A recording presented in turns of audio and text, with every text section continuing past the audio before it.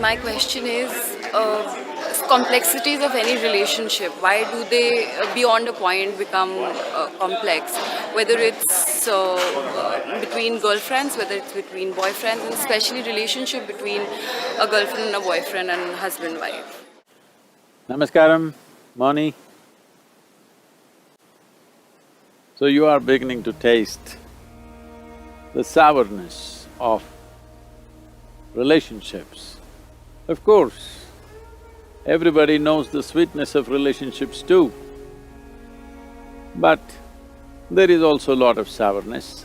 Unfortunately today, we have imbibed this from the West again, that if you utter the word relationship, people are generally thinking of body-based relationships, or in some way, it has to be between a man and a woman or whatever else, but essentially body-based relationship. No, relationships can be of many kinds. If they're body-based relationships, usually the excitement about each other's body will die after some time. What you thought was ultimate is not ultimate after some time. It is natural that you begin to grow out of it. Then, when the main draw which brought people together is kind of melting away, without knowing why, they start being unpleasant to each other because essentially such a relationship is towards extracting sweetness from another person, extracting happiness from another person. So if you try to squeeze joy out of somebody, after some time you find when it doesn't yield the same results as it used to yield in the beginning, some bitterness will begin.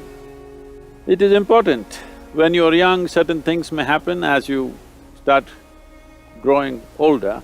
When I say older, from yesterday to today, you're older. I'm not saying you're old, Moni, I'm just saying from yesterday to today, you're a little older. So today, you must be thinking in terms of that relationships that you hold in your life, not necessarily in terms of biological relationships, any kind of relationship that you hold. If relationship is based on your expression of joy, not on extraction of joy, for this, you must become joyful by your own nature first of all.